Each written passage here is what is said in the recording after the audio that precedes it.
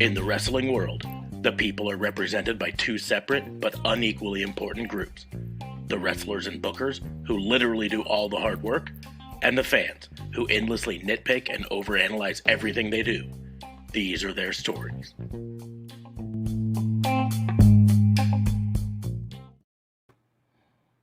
Oh, hey, sorry. I was just busy perusing the shop.spreadshirt.com page and looking at our newest merchandise. So I'm sorry if I didn't see you there. Welcome to Raw and Order, the wrestling booking unit, the only wrestling podcast on the planet with pissant podcast merchandise. And I point the wrong direction because I'm still not used to this. Joining me, as always, is my co-host and partner in crime fighting, District Attorney Vincent Kayfabe. What's going on, man? How are you? The Pissant Podcast. Pissant. See, I got it. I got it right there. Yeah, it's right up there. So, apparently no JLB today, I guess. He's been incommunicado. He must have gotten too hungover watching the end of Empower last night. I really wish that was an easier pay-per-view to watch. Yeah. Well, the tough thing is it's NWA, which is always good, but it's not like, excuse me, because I got to reposition this a bit. It's not like diehard need to watch TV, right? And it was only on Fight. It wasn't on any other streaming service, as far as I know, which meant I think it cost $50, and it's just hard to justify $50 for a pay-per-view for a wrestling company that we don't normally watch, regardless of how many people on it we do normally watch, right? Mm-hmm. Because it had a lot of names that are from AEW and from Impact that we care about. But it's just really hard, especially knowing that in 1 week we're going to be dropping money on All Out. Well, and the other piece, I mean, probably the biggest reason to do it would have been that Chelsea Green's first match post WWE, first pay-per-view post WWE, I guess. Yeah, first pay-per-view. So she's done some matches. She's wrestled in a few little matches like Impact Wrestling and stuff, but yeah, first pay-per-view. Yeah. And she, if I'm remembering correctly, she was in the Battle Royal, and the winner went on to face tonight, and I don't know the results of it because I didn't watch it, but tonight at NWA, or maybe next time, maybe not tonight, maybe later. It was tonight. It was tonight. Well, because the only reason I was saying is we'll have to look it up, but Camille had a match scheduled already for tonight, and so that's why I wondered if it wasn't for another. I'll look it up here in a bit, but anyways, doesn't really matter. I just know that Chelsea Green ended up winning. And in slightly related news, Chelsea Green also has been announced to be at Zelo Pro that we will be going to in 3 weeks now. 3 weeks. 3 weeks. 3 weeks. Yep. Fast. So Green, is there a reason you called me on the podcast? I did not mean to. Okay. I'm trying. I was tapping on my screen, and it must have accidentally hit. It's all right, man. I mean, I can answer that, but you could just talk to me here. No, it was when I was trying to multitask here, and I moved my screen like this, and then I looked up, and when you said that, I looked down and realized my iPad is trying to call you. It was probably trying to call you. Me and JLB. Yeah. But he's obviously incognito. He might be at the Nebraska State Fair. Yeah. No, he's not going to be at the Nebraska State Fair. I don't know if they have a Quebec State Fair, but he might be at that. Quebec Province Fair. Touchy. You, again, pointed the wrong direction. No, I was pointing at the mic. Oh, okay. Yes. Because the mic is touchy. Yes. Right there. But anyways, I'll look up the NWA results and get it figured out. And we won't overthink it because, again, we don't even know the storylines that are flowing there. Well, I do know one result that I just saw come across my Twitter feed, and that's Nick Aldis lost the title. Who did he lose to? Trevor Murdoch, I think. I remember him. Oh no, you're right. It was NWA Camille versus Chelsea Green. Nope, Camille retained. So Yay. Chelsea Green will not be the NWA Women's Champion when she comes to Zelo Pro. Oh, shucks. But if her fiance comes, we will get the GCW champion. We might see that. Speaking of fiancés coming, Jordan Grace's significant other, Jonathan Gresham, is going to be there, and I'm excited about that. Good. I'm gonna need your help, bud. I'm gonna need some backup. Yeah. I don't know if I'm gonna be able. He's the Ring of Honor Pure Wrestling Champion right now. Just on your hands and knees behind him, and I'll push him. Yeah. No? I doubt that will work. Dang it. All right. But yeah. And then afterwards, Ric Flair celebrated with Trevor Murdoch, so that's good. Woo! Yeah. And then also I noticed on the Zelo Pro updated poster that Warhorse is going to be there. And I know you're not super familiar with Warhorse except for his one match on AEW. But I follow him on Twitter and TikTok. And he's hilarious and tons of fun. So I'm excited there. But anyways, we're going to go ahead and get into the crimes here in just a second. I'm going to take the moment, though, to remind everyone that Raw and Order is part of the Tatnus Co. Podcast Network. What's that? The Tatnus Co. Podcast Network. You can head on over to tatnusco.com. Just click up there in the little thing and go tattnesco.com and then press enter. And then you'll go to Tatnus Co. and you'll get to see the network there and see all the other podcasts. I'm going to do that right now. Yeah, you can do it after the show. Yeah. We lost him. I'm just messing. Oh, he's back. but yeah, you can see the other shows on the network there. Give them a listen and then come back to check us out. But on that note, we're going to go ahead and get into the crime since it's just the two of us. DA Faye, you got a crime to go with? I'm going to start off with making sugar substitute cookies today. I have been farting like a machine, but it's been unbelievable. They're not bad, though. They aren't bad at all. Anyway, moving forward. I'm going to throw a crime, a negative crime at some marks. And specifically Smarks, a Mark Smarks, along with all his other little peons that agreed with him, that Becky Lynch shit all over Bianca Belair because, nope, if you watched SmackDown last night, or 2 nights ago, sorry, I was not shitting on Bianca. Nope. It introduced several people into the title picture. It's still shit on her. I'm gonna stand by this because here's the deal: she still got punked out in 3 seconds, 27 seconds. Excuse me. There you go. 27 seconds. And here's the deal. Again, I'm not saying I said this on multiple times that night, and I said it on the FBI. I'm not saying I had a problem with her losing. It's how she lost, right? They could have had a 5-minute match where Becky cheated to win. And here's the deal: is if Becky's gonna be a heel, I needed the turn to be more pronounced. Because that wasn't a turn.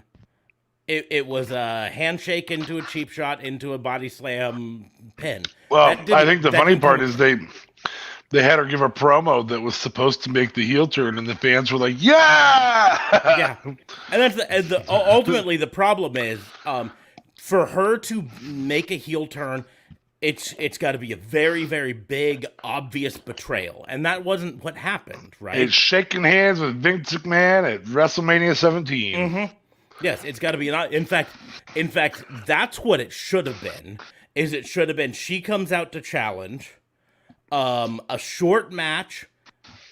She makes a pinfall using some sort of cheap shot or whatever, right? A pinfall and then a crooked ref fast count, based on an authority figure, right? And I'm gonna say this now, and I know I'm gonna get heat from some people about this. WWE needs to bring back the crooked authority figure. A good crooked authority figure. A good one. It's got to be a good one, yeah. But they need to bring back someone. Bring someone in. They had a little bit of that with Sonya Deville. But the thing is, she's not. But that wasn't really all that crooked. It was just, nope, I'm not going to do it for you. Sorry. Yeah, it wasn't crooked. It was just, I'm not going to do it. And that's the deal. Is it needs to be a fast count, crooked authority, is some sort of screw job to truly put her on the heel side. Because here's the deal: is what she did wasn't heel enough in any way, shape, or form. Right? Especially for how solid of a tweener she is. Yeah, but on top of it, and this is what I say, I don't care how well Bianca Belair performed in the Battle Royal or Fatal 4-Way or whatever it was technically called, that won her chance back at the belt. I don't care, because to me, she still took 2 moves and was pinned cleanly by Becky Lynch. 2 moves, and yes, you can argue one of them was a cheap shot, but she's supposed to be the strongest, bestest, fastest, and 2 moves, 2 got her a clean pin. That's I don't care what storyline they're telling. That's a burial, and that's the wrong way to do it. No, she was just a different EST that night. She was the sleepy est. Yeah, the loser-est. Apparently, but in the end, she was the punkist. They punked her out, and that's the problem. Like I said, I didn't have a problem with Becky Lynch winning the belt through heel tactics and all this. Don't have a problem with it. The problem is doing it in 27 seconds. And here's the deal. I'm gonna point to you and say you were one of the podcast people, one of the people out here who was so pissed off when Brock Lesnar came back and beat Kofi Kingston in 8 seconds, right? Different story. It is and it isn't. It's still a returning person who comes in and beats the champion in a way. And how long has it taken Kofi Kingston to recover the pop that he had? Duh, he hasn't. Exactly. And that's the problem here with Bianca Belair. She didn't come out and she didn't get hailed as the hero when she came out. She came out and she did a fatal 4-way. And frankly, I bet you a lot of people in the crowd by that point were like, you know what, I would be fine if Liv Morgan won. But in that crowd, I was one of them. Mm-hmm. In fact, I'm going to say it. I think the story, if they're really wanting to tell this as a comeback Bianca Belair story, it should have featured someone else winning that fatal 4-way. It should have featured Bianca Belair having to come up from the bottom. But the simple fact is, effectively what they told us is Bianca Belair can win the title at WrestleMania, can face off against a couple of people, but when a true champion comes, she punks out in 27 seconds. She beat a true champion. She beat somebody who's 0-6 at WrestleManias. But still, also fits kind of in the crimes. But we've talked about the Sasha booking crimes. So. Mm-hmm. No, we've talked about the Sasha Bear. But in the end, I'm so close to being done with that T-shirt. By the way, I am so close. I cannot wait to launch it. I'm just debating on doing a slight art change, but it's so slight I might not do it. I am so close. But no, that's the deal. I mean, we've made a lot of conversation on this very podcast about how Sasha Banks is has successfully defended her title once. Oh, the last time she defended it quite a few times, but she's never won at WrestleMania. 0 wins at WrestleMania, and of her title wins, she's only defended it one streak. But I think she had 4 or 5 title defenses there. It was SmackDown, right? Yep. I didn't think she had that many, so I'm gonna. Well, she has more than one. It's a few times, but I thought it was like 5 or 6. Come on here. Because there were 2 against Bayley. So there's at least 3.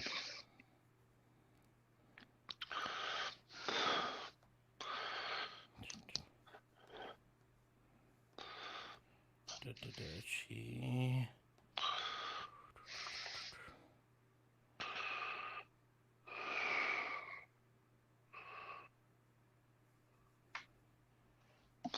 Really, her first reign as a SmackDown. I thought she had it before. I'm gonna have to go to a different place to get it. I know she didn't have a ton of defenses. But my point is, in the end, still, regardless of how many defenses she had, we've talked about it before, that she's shown a long-term history of not being able to defend it. And so, yeah, sure, she beat Sasha Banks at WrestleMania. Again, you've said it, Sasha Banks always loses at WrestleMania, so that's not a thing. But my point is, that was the star-making thing. But how many times has Becky Lynch beat Sasha Banks for a championship? Twice, probably. Yes. So in the end, the story that was told is a true champion comes in and punks out Bianca Belair in 27 seconds. And that's, again, I'm not saying the story is bad. I'm saying the way they told the story is bad, right?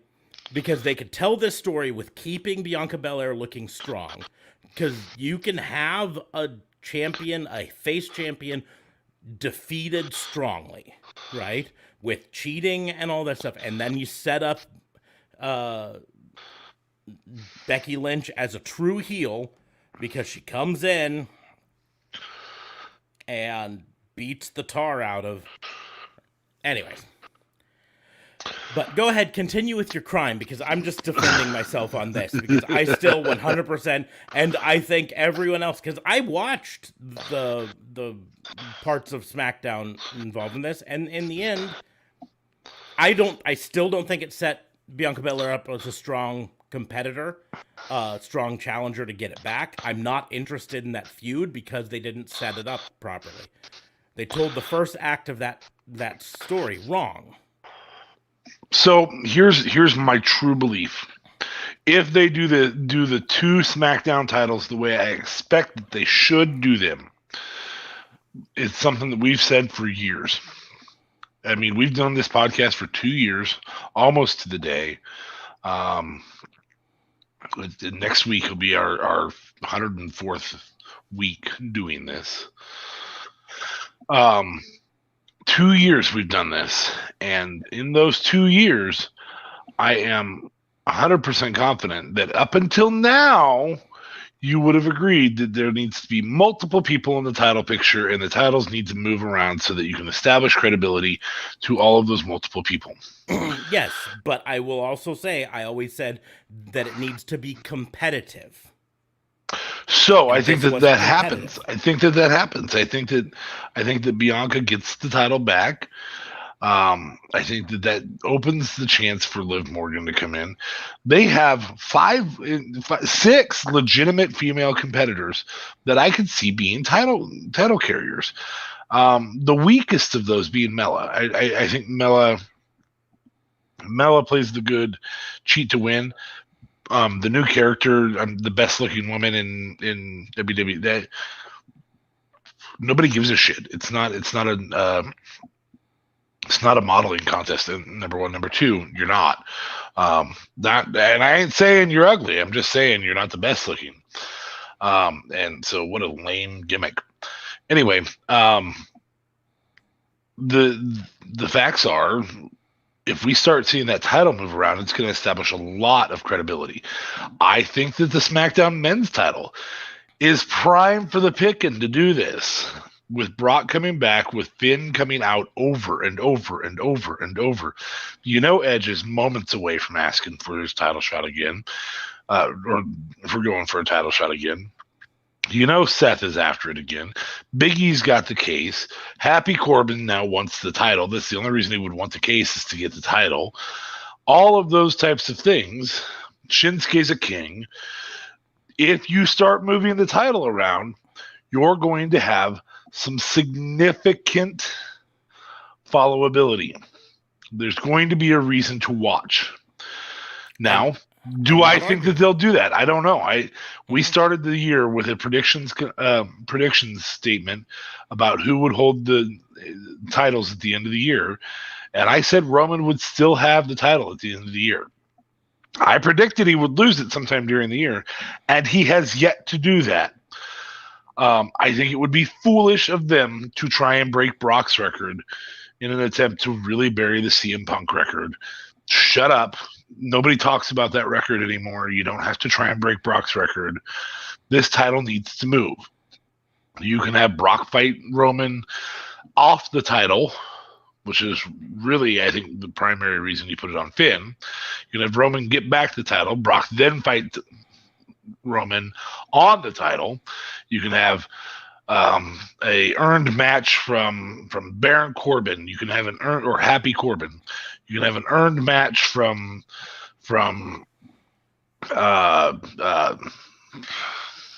Shinsuke, Seth, Edge. There's plenty of opportunities to have earned matches for those title shots and to have them move around. Or surprise, this guy is in like Flynn with Vince, and now he gets a title shot. And Seth is a great guy for that.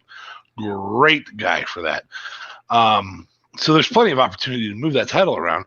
I think this opened up the door to do that. I think we established dominant Bianca Belair, media dominant Bianca Belair, who's capable of going to meetings and or to interviews and all that stuff and cutting great interviews, great promos. We now have Becky Lynch back, who under no uncertain circumstances cuts bad promos. In fact, probably the best in the women's division. I would have liked another 1.5 to 2 second pause when she apologized, but she was so amped up that she immediately was like, for absolutely nothing, and so she jumped right after it. I know you hated it. I get it. I didn't hate that part. I hated everything that came before it. And again, what I'm telling you is, in the end, I agree with you that bouncing a title around can be good, but it needs to be bounced around in a competitive manner. And I think it will be. And punking out your champion in 27 seconds is not doing it in a competitive manner. Doing that in 20, and that's why I said even just a 3-minute long match, even just 3 minutes long, and then add in an absolute cheat finish, because that's the deal here. It's in the end, the reason it punked out Bianca Belair is not just the 27 seconds, but how, because in the end, Becky Lynch didn't overtly cheat. Yes, it was a cheap shot, but cheap shots happen in every match, right? And to be perfectly honest, you think Sasha Banks didn't use a cheap shot in the 5 matches that Bianca Belair beat her, right? 5 matches Bianca Belair beat Sasha Banks, right? And Sasha Banks was a heel and cheated and still was able to win. So to have her lose to 2 moves in 27 seconds. But it wasn't a manhandle slam.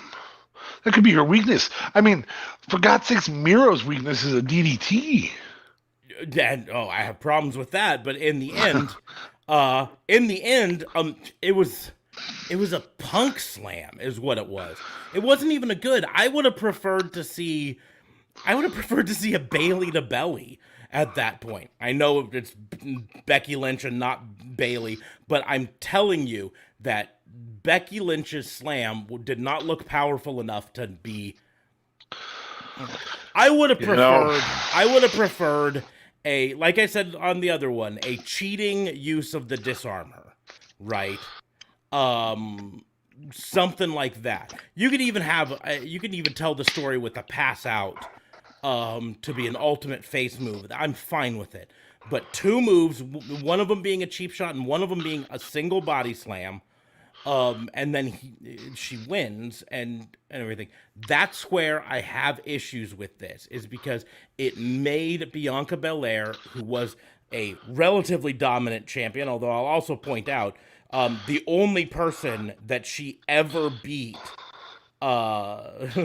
defending the title was Sasha Banks. Right? Sasha Bear, my poor friend. Poor Sasha Bear. And so, in the end, I don't think they were able to establish Bianca Belair as a dominant champion, because she only ever defended the belt against Sasha Banks, and then the first person other than her to compete against it. But she went against prettiest girl in the world, or whatever her name is now. Carmella, didn't she? She defended against Carmella at one point. I don't think. Well, I'll go. Maybe she just had matches with Carmella. Yeah, I'll go look to be certain. I did want to point out that I checked, and Sasha Banks did have 4 title defenses. Okay. But 2 of them were against Carmella, so it was only 3 separate people. And I also want to point out that she also had a title defense loss in the middle there, but it was by DQ, and so she didn't lose the. See, there we go. The thing. So there we go. See. So here, let's see. Hey, keep the gold, baby. Keep the gold. Anyway, I think it opens the doors. Especially if Sasha is coming back. We don't know really. Maybe you do have some news on it, but I don't have any news regarding what they're actually doing there. In the end, we know Sasha Banks was not backstage at SmackDown, and all the reports have it that she has not been back at WWE since this. And so, Godspeed, and I hope her health is okay. Mm-hmm. Like at this juncture, where you're out for 2 weeks now, boy, I really want to say 3 weeks now, I guess. Mm-hmm. I want to say, hey, Godspeed, and I hope whatever your health issues are, they're good health issues. I hope maybe you're pregnant or something like that. Yeah. I sure hope it's not like Well, the reports had congestive heart failure or something. Yeah. The reports had it that it was not COVID, but it was some sort of an injury. Godspeed in her recovery. Yeah, and so, but in the end, that's really what I'm saying is I think the way that they had Bianca Belair lose the title hurts her too much for her to recover. Especially for her to recover in 1 week and win a Fatal 4-Way, and now I'm the number 1 contender again. That does not build this up. What would have built this up in this way would have been a more competitive match where she still loses to a returning Becky Lynch in cheating style or whatever, but you have these competitive matches and you can bounce it back and forth between 3 or 4 people. But the way it builds it is when it changes hands in competitive matches with the winner either being the heel that cheats to win or the face that overcomes cheating to win. Face that runs the place. Sorry. Well, here's the thing. Extreme Rules is the next one. Mm-hmm. This you can easily sell her winning in an Extreme Rules match. You can have Becky fight for her opportunity. Like I said, there is a ton of room for this title to move around, just like there is in SmackDown. Mm-hmm. I would say the scary thing is there's not that room in Raw men's or women's titles. We've seen the contenders on Raw women's titles. There are 4 of them. There's Asuka. There's Nikki ASH, if you want to call it that. Call her a title contender. There's and yeah, you could say Shayna Baszler is a title contender. Not the way they booked her. Yeah. So they have to book her. Rhea out Ripley, of the tag team, Charlotte. Yes. Yeah. Otherwise, they have 6, and you could have that tag team together still have 6 contenders, and they just are both contenders for the title. Like that, you can do that. The Raw men's is probably even scarier. You have Drew. You have Bobby. Supposedly Goldberg. Yeah, I mean, they're building up on. Jesus. This Wikipedia. Riddle and Orton, I suppose, maybe. This Wikipedia needs to be updated because it still lists Bray Wyatt as a Raw wrestler. But anyways, Damian Priest, they're definitely pushing towards main event. Yeah.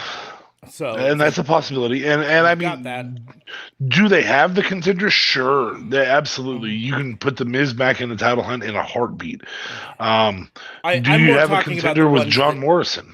Yeah. But right now, talking about the ones that they've actually, because they had Damian Priest come out and face off with Bobby Lashley last week on Raw. They've got 2 built. He is in the title picture. Conversation.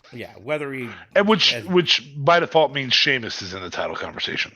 Because Bobby Lashley bailed on him. So I'll give you that there's maybe 4. But a believable 2.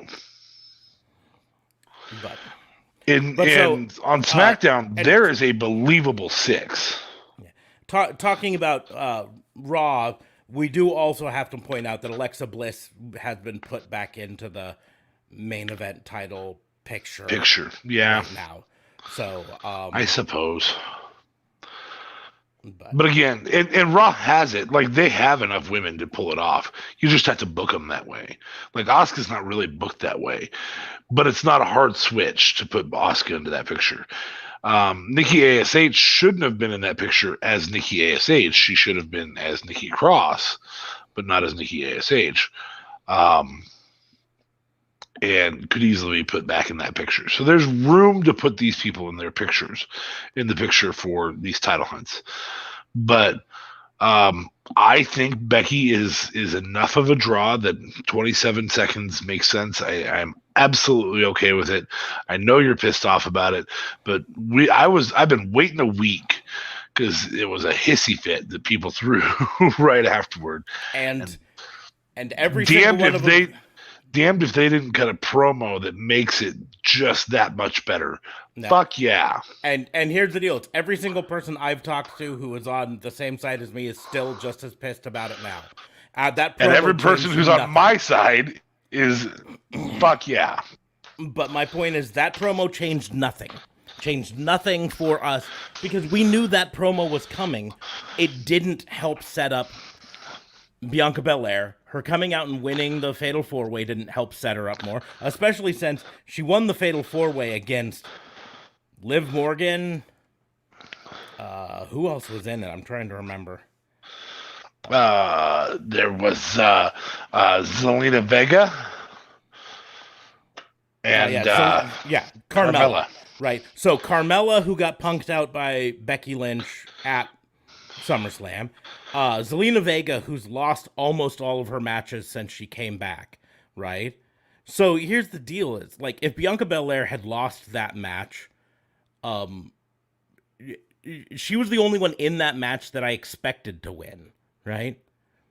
I would have preferred Liv Morgan to win that match and Bianca Belair have to come from the back, to do it. But right now, she went into a women's #1 contender match against 3 other people who are not on her level. The only crime that occurred in that setup, I'm just going to say it, the only crime that occurred in that entire setup was Sasha not being there. And I still disagree. And I will say... For an eternity, apparently, you're going to latch on to this one. Yeah. Because... if that title starts bouncing and it builds 6 people, you still going to say that? if it starts bouncing and builds 6 people, no. But the thing is, it's not going If to. it builds 4, we'll just say It's 4. not going to build 4. I don't think Mella it'll build won't 3. build. I don't think, because here's the deal. I don't think it's going to bounce. I think you're going to have Bianca Belair lose at Extreme Rules because Extreme Rules always favors the heel. Always. And But we don't know that she's a heel. Becky? Becky Yeah, 100% she's a is a heel. tweener. She's a tweener. No, because here's the deal: is we know for a fact that Becky requested to be a heel. She wants to be a heel, and that's why she's delivering these heel promos. She's not being responded to as a heel because she's mistaken in thinking that she's in a position to become a heel right now. Just like Stone Cold was. Mm-hmm. Just like Stone Cold was dead wrong in 2003. Yep. He thought for sure he could pull off heel heat, and he flat out says it's the wrong move. Yeah. Not only was it the wrong move, he flat out says it darn near killed his career at that point. Yeah, Right. it may very well been what started killing WWE long before CM Punk left, Mm-hmm. or Yeah. was there for that matter. And that's the deal is What I will think- say though, I think that this opens a door for Sasha as Kurt Angle, for Becky is Stone Cold, Bianca's The Rock, these multiple characters to be the champion. Mhm. I think that you could pull that off on SmackDown. I really think, with the exception of the Raw title, the Raw Men's Championship, the WWE Championship, the door is vastly open for a 2-year period to really sell. Oh my God, there's so many great wrestlers. When right now, that's what AEW is selling. Is, oh my God, there's so many great wrestlers, but they aren't moving the title onto these people on a regular basis. And I think WWE's set up if they do it. If they don't, then it's a horrible move, because you're right, it does in small suit bury Bianca. I don't think it's a long-term burying them. I think she takes the title back. I think the simple fact is, I think even if she does take the title back, she's not going to take it back at Extreme Rules because, again, we know Becky Lynch is trying to be a heel. The crowd isn't reacting to her as a heel, which means she's going to come out and she's going to try to be more of a heel and more of a heel and more of a heel. But at Extreme Rules, that always favors the heel. Becky needs a sidekick that sings a song. Yippee-ki-yay! Yep. But on top of that, Kurt Angle style. the only way it would build Bianca Belair back up is if she absolutely dominates Becky Yes. in some way. And they're not going to do that because Becky is, in their mind, their savior, right? Their ratings have been flagging on SmackDown. Their ratings have been flagging even worse on Raw. They've been getting heat from Fox for SmackDown and from USA Network for Raw's ratings and all this stuff. They've seen this pressure from AEW that they won't even admit to understanding. Oh, we don't see that as pressure at all. But that pressure's there. They see this. They reacted to that pressure by pulling the trigger on bringing 2 people back to SmackDown, Brock and Becky, early. Becky was not originally scheduled to come back. They made that decision that week to bring her back. The only reason you bring Brock, in my humble opinion, the only reason you bring Brock back after this ever again is for Kofi to beat him. That would give you pop and a half. If you have Kofi get the title and be like, well, there's only one person that I really have to defend this against. Yeah. Well, be prepared. Reports have it we have Brock for the next, I want to say they said 18 months with 8 to 10 matches out of him. That could happen then. But he's on SmackDown, and so they'd have to move Kofi to SmackDown. And Now, they are having a draft in Brock. a few months. Yeah, they can move Brock. Well, they are having a draft in a few months, so they could move Brock or they could move Kofi. I'd prefer. Actually, the move is to move Brock to Raw after he loses to Roman. In a non-title match, he loses to Roman because Roman's lost the title to Finn. And have Brock just before Survivor Series go to SmackDown, or go to Raw. Have Brock get the title from Bobby Lashley, which is fine. Nobody's going to be pissed off about that. Survivor Series is Brock versus Roman again, which is a good sell. Whether you like it or not, it's a good sell. And then Kofi takes the title back at whatever the end of the year one is. So I'm going to put out there that this is my prediction. My prediction is 100% Finn does not take the title off of Roman. I think that's a horrible decision. I think Finn taking it off. In fact, this is the perfect setup, because if he takes it off of Roman next week, Roman takes it back off of him at Extreme Rules. I think that is a perfect setup. I don't necessarily argue with you. I don't think it's happening. That's why I'm saying these are predictions. These are not me saying this is what they should or shouldn't do.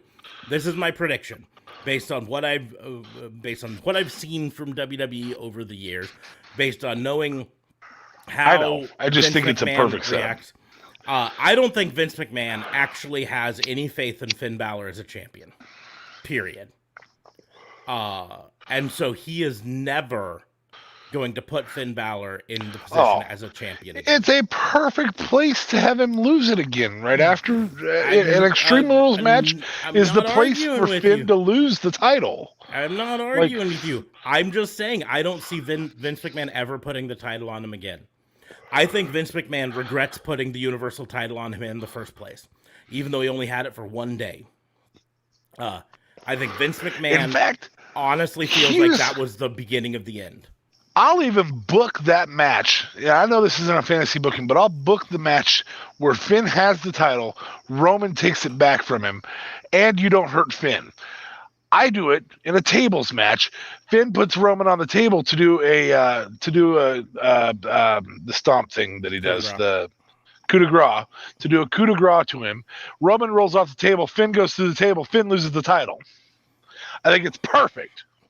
I'm not arguing with that. I'm 100% on your side. I'm a Finn Balor nerd. I've got 2 different Finn Balors on the wall behind me.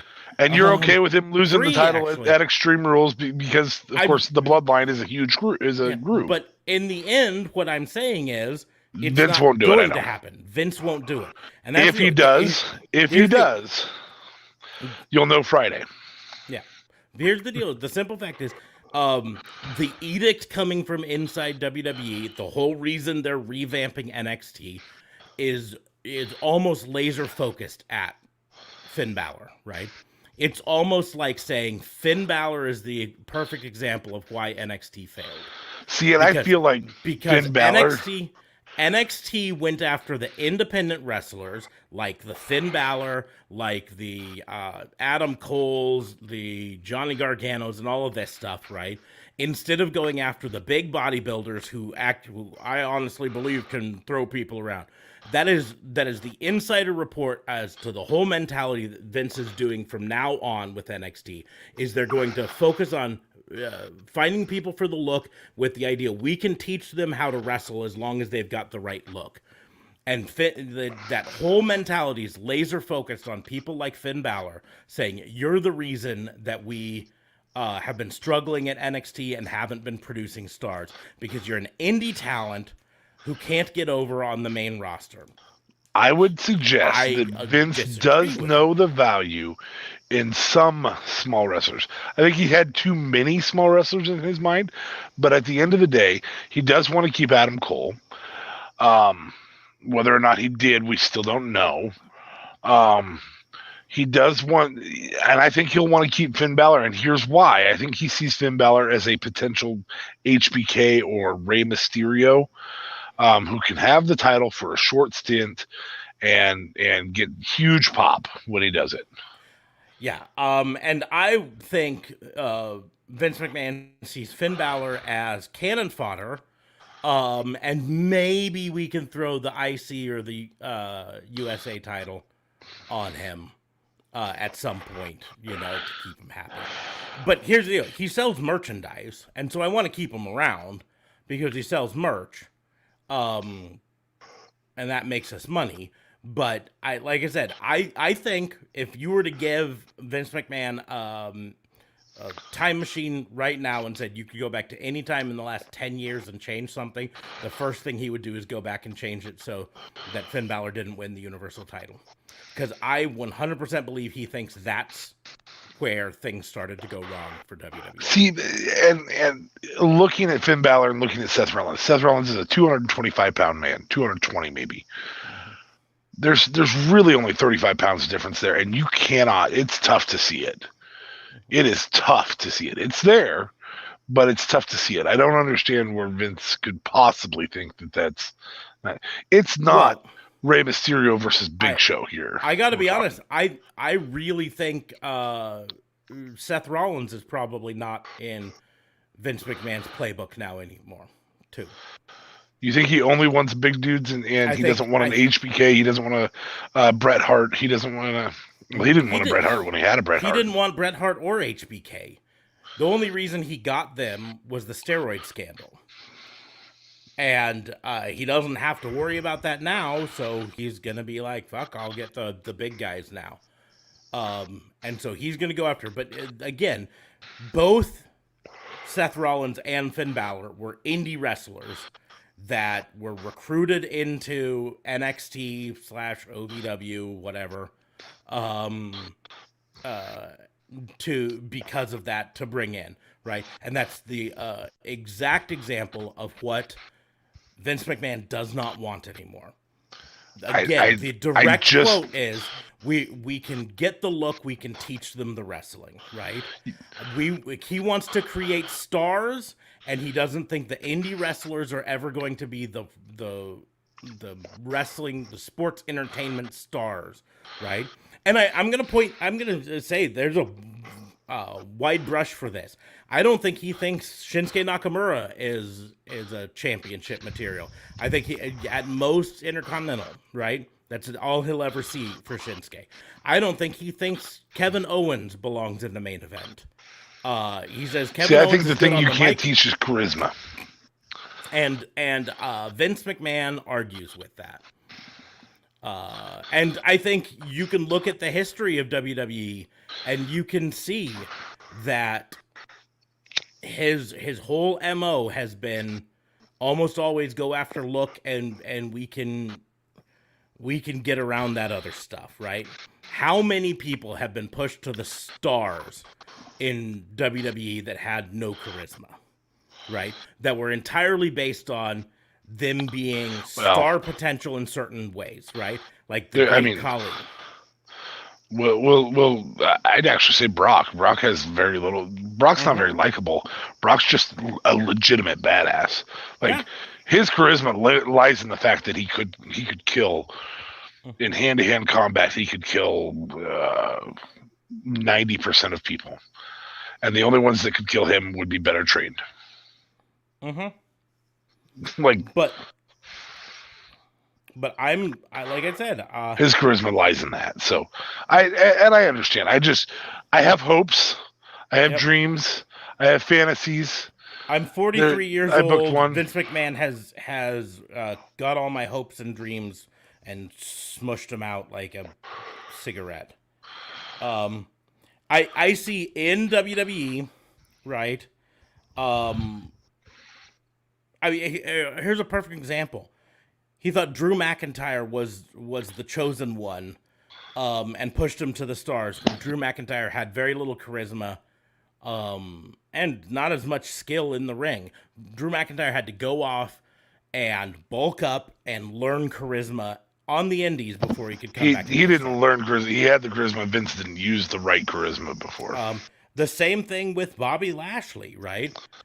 They pushed Bobby Lashley to the stars, but he didn't have the charisma at the time. He had to go off. They didn't make him a heel. Like, that's what he needs to be. He's a heel. But he had to go off to Impact Wrestling and whatever and learn that charisma. But you go back, Jinder Mahal is a perfect example. I think he has heel heat like out the ass. He might have heat, but he doesn't have charisma, and there's a difference there. But I'm going back even farther, and I'm going to point out the ones that he pushed to the stars because he thought they were who he wanted, right? They thought Alberto Del Rio, right? Yeah, okay.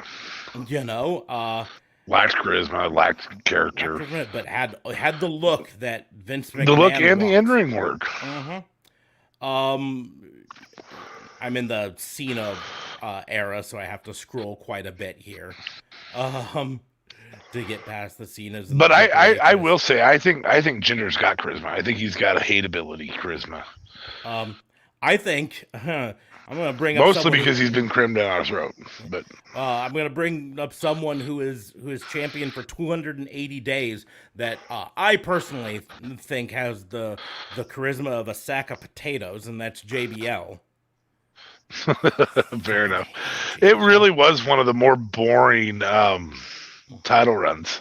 You're right. Like he had all the in-ring and the look, and hockey was boring. It was just fucking boring. I'm gonna point out an example. I'm rich. I'm gonna point out an example of someone who did not have the charisma until he'd been in the business for a while. But he was pushed to the stars long before he figured out the charisma thing. And that's Kurt Angle. He developed it eventually. He had the look and the in-ring work too, but though. He had the look and the in-ring work, right? And it was enjoyable to watch him, mostly because he was surrounded with people with charisma. You know, I'm going to point out the Great Khali, even though he was never champion. Yeah, he was. Not WWE champion. He didn't come up on this list. I'm pretty sure he was. I think Batista beat him for the championship. Now, that's a dude that he wants 10 of those, and that's fine because Batista does have the charisma. And, I mean, Batista's just a generally enjoyable person to watch. I know he gets a lot of heat. It is pure booking heat. He thought he should have come back as a heel. It's 2014 booking heat. That's the only reason not to like Batista. He was really very entertaining in the ring. He was safe. Yeah. Great Khali doesn't show up anywhere on this list. I thought he hadn't. There might be something wrong with this list, but I'm back to 1999, and he did not appear anywhere. Well, I thought it was in like 14 or 15. Yeah, I know. That's what I scrolled back from now to 1999, and he was not on the list anywhere. But regardless, so we're not going to see that in that concession. We might see it in the women's division, and that's my hope. That's my dream. And it is what made Charlotte enjoyable before now.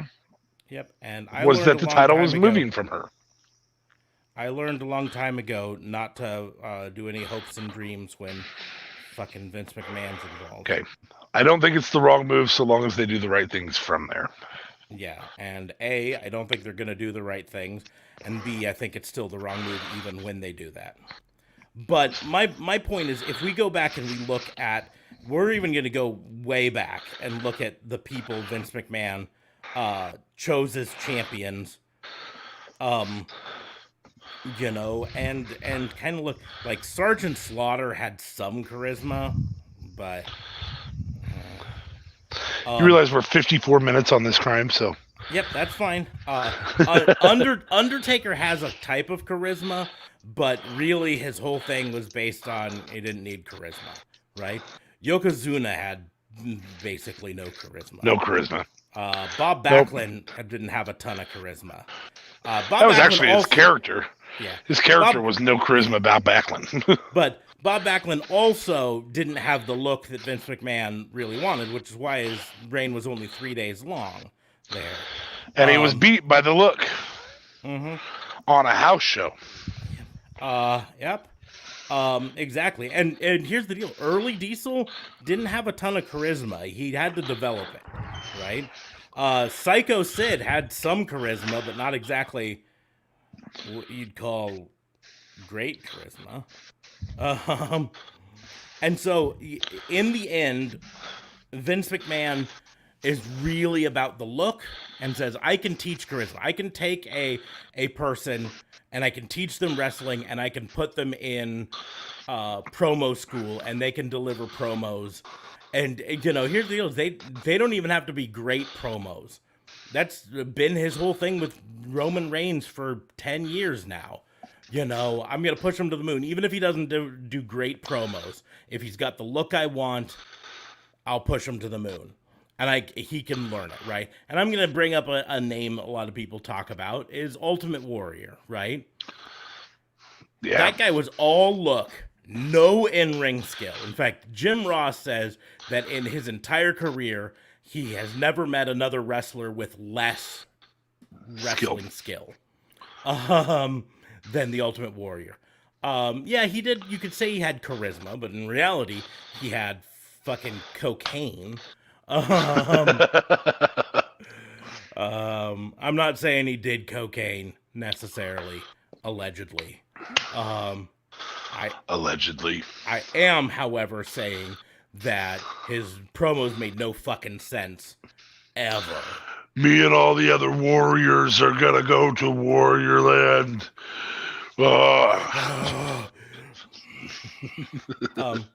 And that's the sort of thing that Vince McMahon wants, and Finn Balor doesn't fit that, and Seth Rollins doesn't fit it.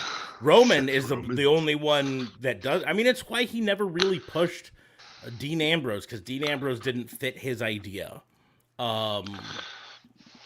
And that's why he's going to keep Kevin Owens around, because Kevin Owens sells merch and is good on the mic, and so you can put Kevin Owens on the booth if he needs be. If someone on the booth like Pat McAfee gets COVID, he can throw Kevin Owens on the booth and say, God, that hypothetical really sounds legit. No, that was 100% legit. That wasn't hypothetical. That was the whole conversation. That was the whole thing. But on Rampage, Jericho yelling, "Rah, rah, rah. I don't know why I'm yelling, but I'm yelling." Yeah. You're one of the best yellers in the business. So in the end, I just think if they manage to turn this around, I'll admit it. But they have not yet. They have not established Bianca Belair again. She's still the person who punked out in 27 seconds, and I 100% expect her to lose at Extreme Rules. That would be unfortunate. And the only good thing that would come out of it is if it's a 15-minute long brutal match where she loses due to like it's a tables match, and she loses in the way, sort of the way you describe. She sets Becky up on the table and goes to the top rope to deliver some move, and Becky moves, and so she goes through. So she's lost, but not because Becky really beat her, but because she kind of beat herself. Yeah. That's the only way that loss could help bring her back. But anyway, that was, and I apologize for doing a little dose of fantasy booking there, but I'm going to say that I don't think that that's as much of a crime. That the crime is fans being overly crimey. And I'm gonna say it's still a crime. A river. We're contesting this crime. Well, crimey a river. We're gonna hire a different prosecutor for this crime. You're gonna set the bench on that. No, you're a public defender. Public pretender. Mm-hmm. We're gonna assign it to someone different, right? Okay. Well, if the detectives aren't going to do their job, fuck them. No, I'm just saying there's someone being charged. It's just you're not going to be the one prosecuting it. We're putting it in someone else's court. All right. So, anyways, changing jurisdictions. Frankly, I'm kind of at a loss for a crime to do this week, mostly because I've fucking given up on WWE. I really have, and Raw was just fucking hideous.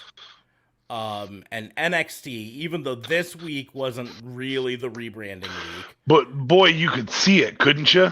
Oh yeah, you could Holy tell. Holy crap! I was like, every single, who's this guy? Mm-hmm. Oh, who's this guy? Why is every person in the ring 643 pounds? Yep. And If you're gonna do that, why don't you have Bronson Reed? Yeah. Because Bronson Reed's another one of those indie guys that we don't like. Jeez. There was half a dozen dudes that I was like, I've never seen this person before. And they're featured, they're winning, they're like I haven't seen you lose yet. And that's the deal. Like you had Cameron Grimes come out to do his celebration. That was good. You could tell that they've punted on that storyline in a way because they rushed through this ending with $1 Million Man leaving, and Cameron Grimes giving back the belt, $1 Million Man being like, "No, you need to take it." But then Cameron Grimes realizing after he left that he'd switched out the belt and it's not the real $1 Million belt. Things like that. But I have a feeling that the plan was that storyline to last longer, and with this shakeup, they're like, "Nope, we got to punt out of that storyline, so let's finish that really quickly." Yeah, Timothy Thatcher versus Ridge Holland. Ridge is more in Vince's idea of Timothy Thatcher is a tall Chris Benoit. I mean, it's not a hateable guy. You had Caden Carter and Casey Catanzaro versus Gigi Dolan and James. See, there were little people winning. Yeah, little people women, and to be perfectly honest, Casey Catanzaro is one of the people that I'm kind of the most worried about in the women's division because she's gonna win.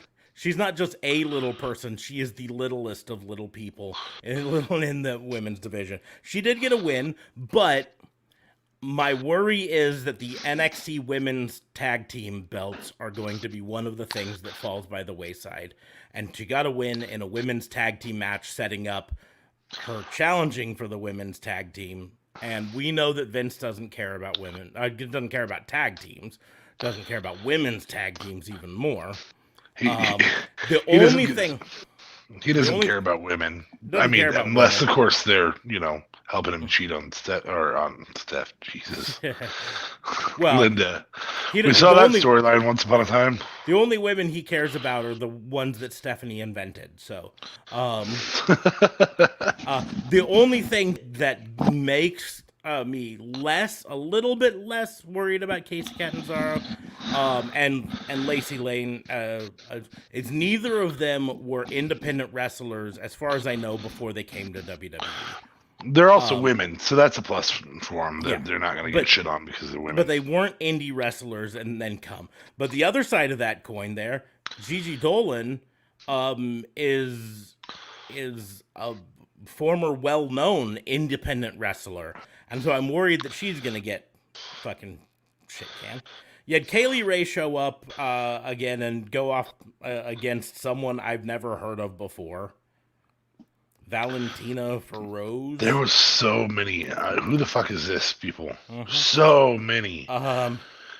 It was like the first time you watched NXT when it came on normal television. You're like, oh. Except for this was okay. You had Samoa Joe go out, and then Pete Dunne challenged him, and then Kyle O'Reilly challenged him, and then Ridge Holland came back out, and then LA Knight was there, and all of this stuff, and I fully expect how was LA Knight in the title picture right after he lost to Cameron Grimes for the $1 million title? Because he's jacked and tall and delivers a Rock promo. The breakout tournament, Carmelo Hayes versus Odyssey Jones. And I was a little surprised that they didn't have Jones win because Odyssey Jones is like an example of someone Vince McMahon probably wants to push to the moon. You had Boa versus, I don't know, some dude. Right? And then you had the main event was Hit Row versus Legado del Fantasma. This was the most indie match of the entire show. And in the end, you had Legado del Fantasma beat Hit Row, which I worry is going to start moving Hit Row down the ladder instead of elevating them because they're indie-rific. It was cheat tactics though, so But it's just in the end, NXT just felt like we're gonna get all of the stuff that we wanted to do out of the way before we rebrand us with neon and pastel later. I figured that was going to be your crime was the color changes because we're not AEW. Yeah, we don't think AEW is our competition. But you remember how a year ago AEW did all those bright colors with their logo and everything? We're gonna do exactly that. Our actual logo is going to be that. Mm-hmm. But by God, we're not gold and black anymore. But nope. Like they are. Yeah, but like I said, I just have a hard time because Raw was shit. I literally I'm so close to just not watching Raw because I find myself sitting through Raw like this.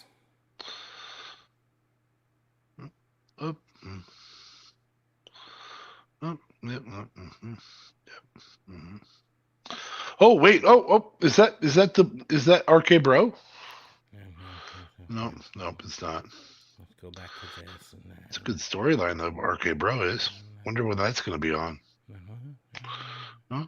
Oh no, Miz and Morrison. Miz and Morrison, huh? Shit. No, okay. Oh, Morrison does parkour. Cool. Oh, okay. They're gonna do another 15-minute promo.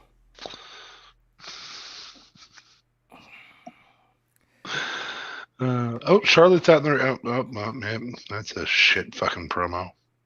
And God, was that not the worst promo she's ever delivered? Just fucking garbage. She's just phoning things in now because she knows she doesn't have to do anything. Shit. But like, just fucking shit. I think her contract says she's gonna break her dad's record. I really do. I'm like 99% sure that she's just waiting for the other fucking she's at 11, so she needs 6 more title defenses or title changes. Fucking shit. Like, remember when there was the 4 horsewomen and 2 of them weren't injured and one was really, really great and you know, they continued one was the working stupid on being better. Eva Marie versus Doudrop storyline. They buried Ricochet to fucking Karrion Kross in a new fucking gimp mask. Suspenders. In suspenders, yeah. I think I specifically didn't choose that as my crime because I knew JLB was probably going to talk about it. But he's not here, so let's talk about it. Fucking gimp mask and suspenders. There, it's talked about. It's fucking shit. You know, I don't have a problem with the warrior mask. It's not really a warrior helmet though. So do you remember the guys that fly the pilots of the Star Destroyers with their black mask and it sticks out a little bit farther on the bottom? That's what that mask looks like to me. Only in red leather with breathing holes. Yeah. So in the end, the reports have it the reason they put him in that mask was marketing. They want to be able to make cool action figures with this mask. And I mean, this is an example of Vince McMahon going, remember what we did a long time ago with the Road Warriors? Do that with this guy. Do it with this guy. That's what we need to do. We're going to bring back leather suspenders with a crisscross. That break halfway through the match. And it wasn't even a long match. Yeah, and we're going to use that match to bury Ricochet. Because he's little and an indie wrestler. Yep. And here's the deal. I've had a long-standing thing where I talk about, I think internet wrestling fans throw around the word bury too much. That when someone loses, they say bury. It's not about the loss, it's about how the loss happens, right? And then it's about how it follows up. Like, you can lose a match and not be buried, but if you just get absolutely destroyed by a guy in a gimp suit, that's pretty buried.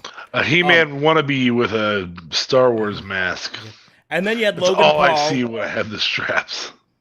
You had Logan Paul come out, and I think I think they thought Logan Paul was gonna be cheered. I don't know. I have no clue. I really do think they thought Logan Paul was gonna be the good guy and Miz was gonna be the heel in that whole thing. But in the end, the crowd was like, "Yeah, Miz has got some really good points, Logan. You need to get the fuck out of here." And so Logan was like, "I think I'm gonna leave," and then he left, and everything was slightly better after that. Oh, I don't know.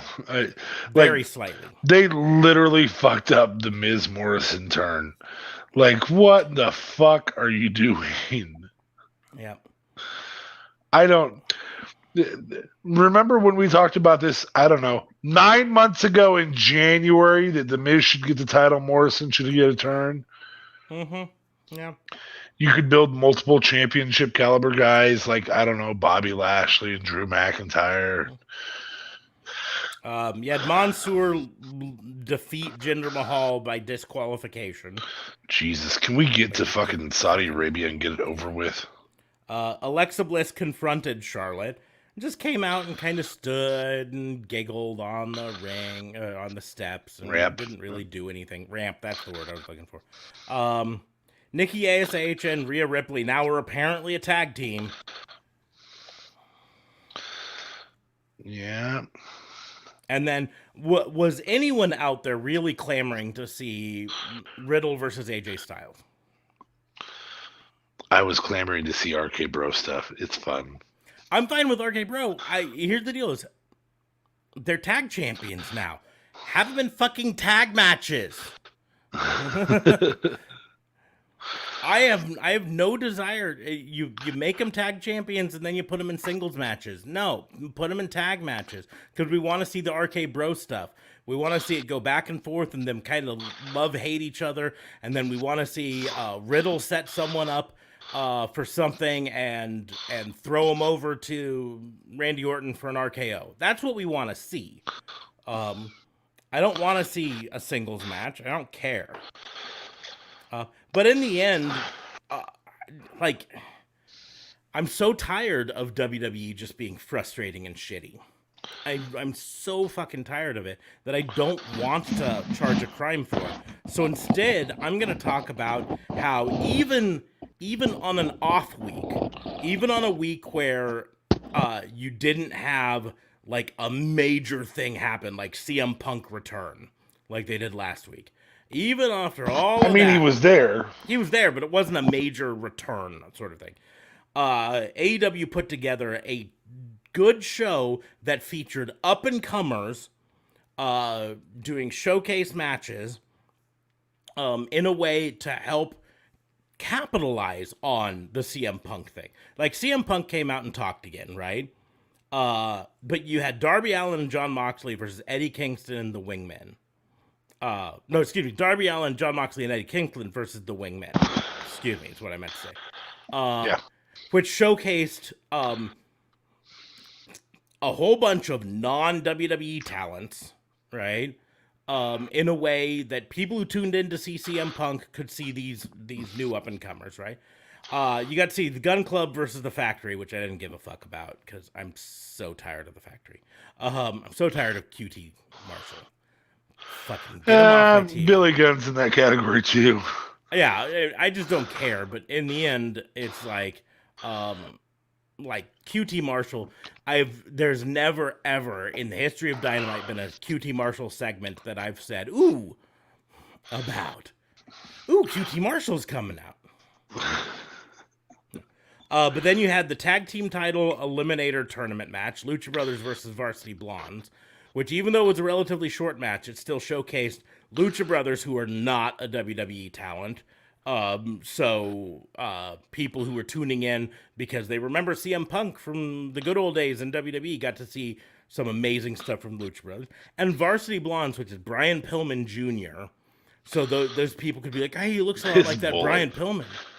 This fucking bullet, man. Yeah. I fucking love it. And the big Griff one is Garrison Arn's son, man. Oh my God. It's like a time machine. Fuck me. Brock Anderson. The problem is he inherited all of the Arn Anderson looks, but none of the Arn Anderson in ring work. His ring work isn't horrible. He's good to have Malachi Black just fucking knock the fuck out. Yeah, that's fine. In the end, though, I'm like, no. His promo skills, I mean, that's what Arn's there for, is to deliver his son's promos. You got to see Orange Cassidy bloody the fuck out of Matt Hardy. It was like 5 days before he had any semblance of healing. You have a normal face. Oh my god. Fuck. And yeah, it ended in kind of a goofy way.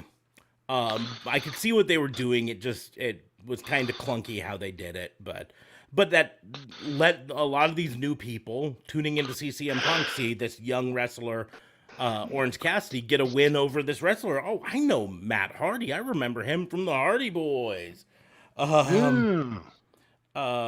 Chris Jericho came out and did one last challenge to MJF. Which, here's the deal, is 9 times out of 10 when someone does the challenge, if I lose, I'll never wrestle for this company again. We know it's just 100% a gimmick, and that means that person is going to win the match. But, we don't know. I really think Chris Jericho is going to lose. Yeah, I think he's going to go on tour. I think he's going to be a commentator. I think he's going to lose and just do commentary and all of that from now on. I think Chris Jericho has decided that his time at the top is over, and now it's his time to put over other people and transition to another room. Well, and so I feel like he thinks he can coach still. Yeah. So I think he can still be a part of the not Dark Harder, the Inner Circle, which works. It allows him to tour because Fozzy now with COVID waning, not certainly not gone, but where people aren't dying from it as much now. That allows him to go on tour and be in front of a bunch of young people who want to mosh. And so he can do that. He can come back. He can still coach. We've seen the coaches get pulled into matches. I'm not an official wrestler, but as a coach, you've challenged me, so I'll come in. And again, this is trying to capitalize on these people who are tuning in just because of CM Punk. Well, now they see Chris Jericho and like, I remember Chris Jericho. Right? Then you had a actually overall really good match, Red Velvet versus Jamie Hayter. That was a very good match. Had one botch in it that people have really kind of latched onto. And it's kind of sad. But towards the end of the match, Red Velvet went to do her standing moonsault. And she under-rotated and basically landed on her head past Jamie Hayter. So she even missed the person she was aiming at. And people are just like, oh, see, this is why AEW sucks. First of all, every wrestling promotion has botches, right? And mistakes happen all the time. And all of them, right? But here's where this went different. And it makes me even wonder if the missed moonsault was part of the plan. Because it immediately featured Jamie Hayter getting up and just fucking destroying. Oh my god. Like I was like, get off of her so that Aubrey can check and make sure she's okay. Yeah. Like how is Aubrey not pushing her? Because I didn't see Aubrey truly check on Jamie. On Velvet, you mean? Or Velvet, yeah. I was I don't feel like Aubrey's had the chance to check on her. Yeah, I don't know, but that to me implies that the finish was going to be the moonsault is not successful. It's missed. Maybe it's missed. Maybe Jamie Hayter was supposed to roll out of the road or something. I don't know. But Jamie Hayter just destroys. But it was so cleanly done to cover up this botch that the botch didn't even look like a botch anymore, right? Well, it looked like a botch, but it looked like I made a mistake and now I'm going to lose the match because of it. Yeah, it didn't look, that's what I say, it didn't look like a botch in the strict sense of the word. It looked like a missed move, right?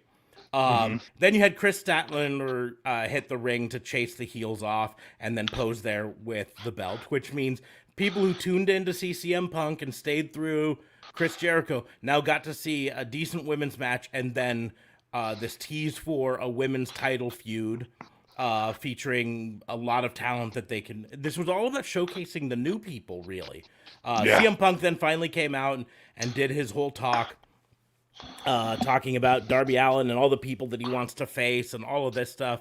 And that kept the people around. And here's the it had featured one of my favorite moments in AEW over the last year, and maybe in all of professional wrestling over the last year. And it's weird for me to say this because it really wasn't a professional wrestling moment, but it was after the interview was over, because it was Tony Schiavone in the ring interviewing CM Punk. CM Punk basically just took the mic and went, and Tony Schiavone kind of stood there until the end, right? But afterwards, when they're leaving, That was their first time interviewing with each other. That's where Side this note. comes in. Yeah, that's where this comes in. Afterwards, the cameras caught this moment between CM Punk and Tony Schiavone at ringside, where CM Punk is grinning ear to ear as he talks really quickly with Tony Schiavone and then hugs him before leaving. And this moment was so real, where you could tell that CM Punk was, for lack of a better term, literally marking out getting to meet Tony Schiavone. Tony Schiavone, a ring announcer that he probably watched when he was younger. Well, and fun piece, they kind of had a little bit of a thing beforehand, where But that's Punk the said something and Tony said something, and then they talked on the mic. Yeah. I was like, That's oh, what it's like one of those moments, because CM Punk worked with JR before, so Yeah. it wasn't a new experience for him. hell, to he's be worked around with JR. with Excalibur. Excalibur, yeah, before. He's worked with Taz before. He's worked with, I mean, most of Jericho. the other He's had Jericho. matches with Jericho Yeah. before. You know, all these people, but the one person in AEW, well, I mean, there's more, but one of the bigger people in AEW that he has never worked with was Tony Schiavone, because Tony Schiavone, when WCW went under, got bought, basically said, "I'm done with wrestling. I'm gonna go off and fucking do sports commentary for minor league baseball, and you know, it was a nice run in wrestling, but I'm gonna get on with my life." And it was only till relatively recently he got back into it. But you could just tell from this little 10-second thing how absolutely enamored CM Punk was to finally share the ring with Tony Schiavone. It was so perfect, right? Because he was out of it before Punk was in it. Then you had the trios match where, like I said, it was Darby Allin, John Moxley, and Eddie Kingston versus the Wingmen, which got to show off a bunch of people who were not former WWE people, but still had one of those former WWE people to bring those people there. The John Moxley people, they go, I thought I remember, well, didn't he wrestle as Dean Ambrose in WWE back in the day, right? And then you got to see all of these other people. Yes, Cesar Bononi technically was an NXT guy, but no one fucking knew him there. Darby Allin, never been in WWE. Eddie Kingston might have at one point had a tryout with WWE, as far as I know. But other than that, Nick Nemeth, Ryan Nemeth. Which, by the way, people looked at and went, "Oh my God, Dolph Ziggler's in AEW." I swear to God, I just saw him earlier tonight. JD Drake, and then Peter Avalon outside.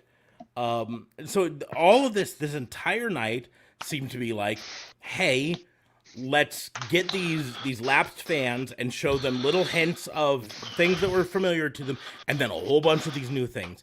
And then the final couple things in the night were the same sort of thing. Christian Cage, a wrestler that they're like, I know Christian Cage.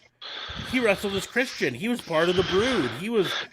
Isn't that Edge's bitch? Facing off with Kenny Omega. Wow. And then you had the Gun Club, which, yes, again, you and I are fine. I mean, and we're going to be seeing Billy Gunn and Austin Gunn at Zello Pro. But we'd be fine without seeing them on our TV. But this match had Billy Gunn, that they're like, hey, I recognize Billy Gunn, versus a bunch of new I gotta order my shirt. Yes, me too. I'm gonna do And that then you had, of tonight. course, Malachi Black just kick the shit out of Brock Anderson. Um, and then kick the shit out of Arn Anderson. No one in the crowd gave a crap about Brock Anderson getting the shit kicked out of him. No Time one. Machine Arn. They did a little bit care about Arn getting the shit kicked out of him. But You know what I care about? The increase in makeup, as though his face has gotten worse. it's Now I'm starting to think that this is some type of character move where he's getting a larger bruise on his face, and next week it'll be half his face, and maybe this is like some type of entity takeover. Like this might be the first supernatural creature we get in AEW. if you don't count Broken Matt Hardy. He's not supernatural. He's nuts. He teleported around an arena.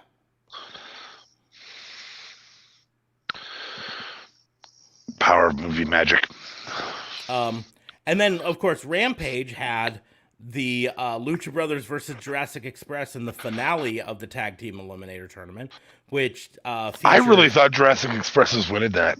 I did too, and so I was a little surprised. The entire cell has been Jurassic Express versus the Young Bucks, and now Lucha Brothers get it. And you're like, what the fuck were you selling me for 3 weeks? That being said, how fire is that cage match? At all? Oh my god, it'll be so good, so good.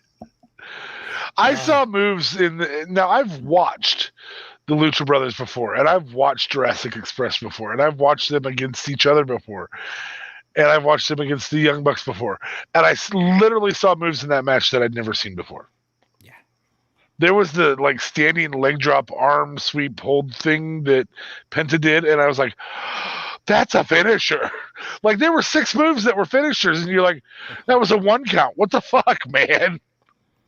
But then we got to see Tay Conti. I always say Tay Conti versus the Bunny in a match that actually set up storyline, because they talked about how Tay Conti had won the last 15 matches in a row or something like that. And then you had the Bunny cheat to win. Bunny bitch slapped her several times though. Fuck. Yep. But used the brass knucks to get the win. To get the actual win, yes. Yeah. Also had Penelope Ford come in to cause a distraction a bit too. Christian Cage and Frankie Kazarian versus Kenny Omega and Brandon Cutler was tons of fun. So instead of charging a negative crime against WWE for being shit, and for not having any faith in the future of NXT, like I'm legitimately dreading tuning into NXT this week. So I'm like, yeah, I don't blame you. I do have one other crime. So you're giving the crime of reverence to AEW for being exciting. Mm-hmm. For being the breath of fresh air that we need in wrestling right now. I'm gonna charge myself for being a shitty prosecutor. When a crime was brought up recently and I disagreed with it. After watching Rampage for the 2nd week in a row, or 3rd week in a row now, I'm going to go ahead and say I don't like doing this because I like the guy. I think he's entertaining. I loved his Hall of Fame gimmick. Yeah, he's just not a good commentator, Mark Henry. Mm-hmm. See, he's just not it. I think he'd be fine if they had him. If Jericho wasn't there. Yeah, well, and I think they should turn him into the Mean Gene for Rampage, right? He's just not going to walk over. Here's the deal: when you have Excalibur, when you have Taz, when you have Jericho, who are all loudmouth motherfuckers, Excalibur is, I know my shit, and let me show you how much I know my shit. Jericho, his career is built around being a loudmouth. Taz, his career is built around being him kind of being a prick, really. Mm-hmm. At the end of the day, Mark Henry's a nice guy who just isn't going to walk on him in conversation. And so it's just like, why are you even there, man? You're throwing in bits. That's why I think the better use for him is to be the Mean Gene backstage guy. Where And he is at the end of the night. And yeah, and they had him do that, and so just have him do that full time. Just have that be him before every match. You know how it's one thing that I like that WWE has been doing a lot recently, and that's the Pre-match gorilla interviews. position interview, right? Yep. The talk to the wrestler right before they head out. So have that be the Mark Henry position, where Mark Henry stands there, and the wrestlers can come up and say their piece, but right before they head out to the ring. I'm fine with that, right? And then you can have Taz and Chris Jericho and Excalibur on the mic. I think a 3-person booth is better than a 4-person booth all the time. This is one of those less is more situations where I think for a long time, if you have quality people, I think Taz and Excalibur are a great. I'm going to say this as simply as I can, a great 2-man booth. They're better than Corey Graves and Michael Cole, and Corey Graves and Michael Cole are by many considered better than Jerry. Well, by you would be considered better than Jerry the King Lawler and JR. And those guys anchored it for years. I think a 2-man booth works with the right guys. I think you can do a 3-man booth in that particular booth. JR and a bowl of mashed potatoes would be better than JR and Jerry the King Lawler, but I think WCW introduced us to a 3-man booth, and it was good with Shivani and Bischoff and the Brain. But I think that there are some times where JR is a good example, where the color guy can also be the good guy commentator.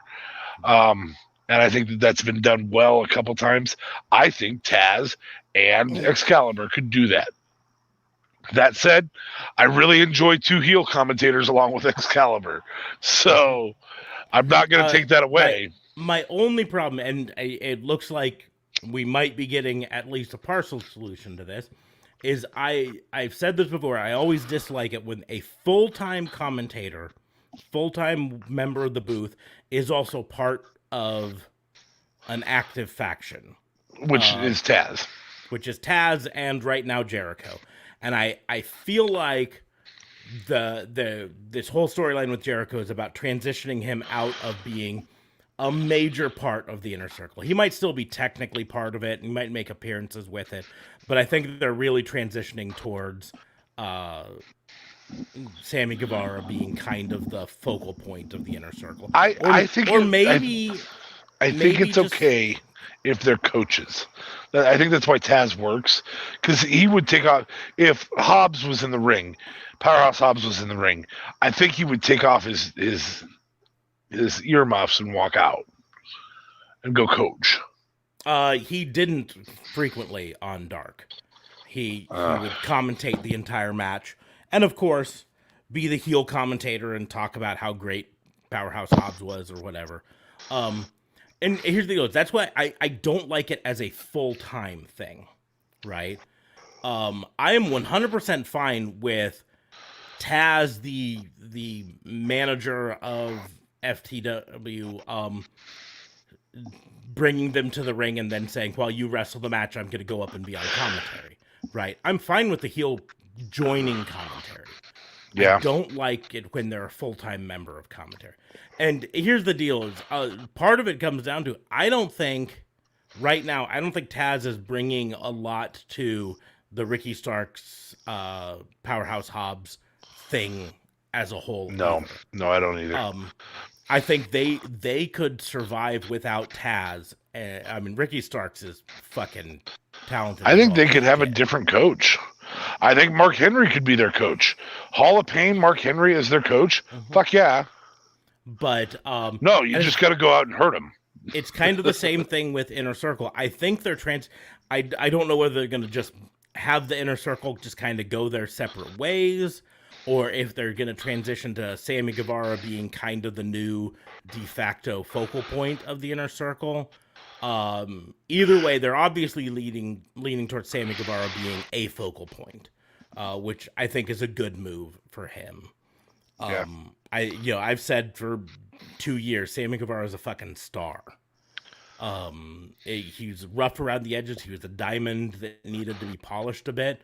But as he gets polished, I can see that he's going to be a star in that company. I think that if they do take Jericho out of the inner circle, that they still need to use Judas when the inner circle's coming out, and use the individuals' ring intros when they come out. Mm-hmm. All of them, not just one person like the NWO did. NWO had Hogan come out to one song, and everybody else came out to the New World Order song. Yeah, I think they can do kind of a middle ground, and I think it's the thing that NWO should have done is you can attach the New World Order to the front of any ring entrance. Yeah, you can do Sammy Guevara and then Judas plays. You could do Sammy Guevara. Or I mean, if there was an easy way to work in an inner circle stinger to the other ones to still identify them as inner circle, but just have it play Judas in my mind and then goes into their songs or something like that. I don't know, but anyways, but so yeah, my crime as a whole was just a positive crime towards AEW for at least showing us that wrestling is not all shit. I'm going to try to find a way to watch a replay of NWA Empower and NWA 73 or whatever it is. I don't even know. The pay-per-view that was today, just to watch that. I'm really hoping I could find a regular way to watch Ring of Honor again, because it sounds like it's going to get pretty good. Yeah. If I could find a way to watch regular Ring of Honor, I'd be like, I'm fine without watching weekly episodic WWE anymore. I'll watch Ring of Honor, I'll watch Impact and AEW, and I'll be fine. You'll count on Simon and your co-host to give you rundowns of WWE. I'll be like, Simon, does this get an up?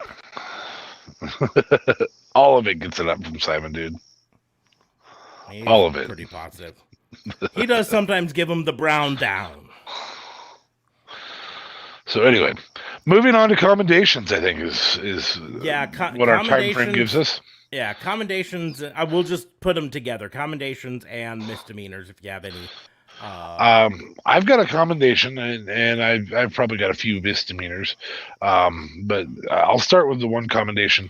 I am going to commend SmackDown for selling me some storylines that I'm going, hey, this could go somewhere really great. I know you don't have the confidence that they have that ability. I found myself oddly invested in the Happy Corbin storyline. I was like, what the fuck? All right, what the hell, man? Yeah, they did a swerve on that I wasn't expecting. I was 100% expecting it to be his new positive attitude as he turns his life around. Nope, but he won money. Nope, he won some money, so now he's happy again. I was like, what the fuck? Okay. I loved Finn Balor coming out. I really thought that was going to be Brock coming out, or Brock's music. I loved that Heyman's now fearing for his life from the Usos playing word games. I don't know if they're legit word games or not. We won't know that for a while. There's just a lot there that just makes you go, well, son of a bitch. All right. I as we already know from my first crime, I loved the Becky Lynch thing. I loved the match. I thought all four women compete well in that match. I loved when Becky walked out and said, nah, I'm not going to have a match with you tonight. Nah, fuck that noise. Like, I was like, what the hell, you bitch? That's awesome. There was just a lot that I enjoyed. I enjoyed Rick Boogs. Yeah. Getting a win. I really enjoyed SmackDown this week. Like, it wasn't as good as AEW. Was that his first official WWE match? I'm gonna have to. It might have been. I don't know, but it was good. Gotta have gall to wear denim to the ring. I was like, well, that's not really denim. It's just painted like denim. Like Graves' commentary was the worst part of that, but it was still good. I enjoyed the whole thing. I enjoyed SmackDown this week. Let's see. Would I give it a better rating than either of the AEW shows? No. But it was good. Yeah, it was his second official main roster match, but he hasn't actually had a singles match yet. I didn't hate it. I liked it. I liked it. He didn't even have an actual match on NXT. He had house show matches pre-COVID. Maybe he can play guitar so well that they were like, "Yeah, be in the ring." I'm curious where Elias is. The whole thing. I'm not hating any of it right now on SmackDown. I hate a lot of Raw, but I don't hate anything on SmackDown. I don't love a lot of it, and I'm not going to love where some of the storylines go if you're right. But I feel like the storylines are set up to be really enjoyable. Yeah, I think the problem is them setting up those storylines requires long-term booking, and we've seen WWE doesn't do that. I understand, but anyways, that's my commendation. Is SmackDown was a good show. I have a potential commendation, potential crime. Potential misdemeanor. Yeah, misdemeanor. We'll just have to wait and see whether this is a good thing or not. I think it could be a really good thing. But reports have it that AEW is transitioning the tapings of AEW Dark to Orlando, at Orlando Studios. Universal Studios Orlando, right? Okay.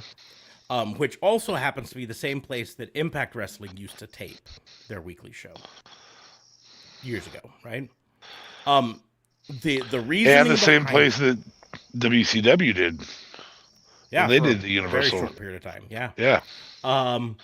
But the reasoning behind this is apparently most weeks Rampage is going to tape after Dynamite.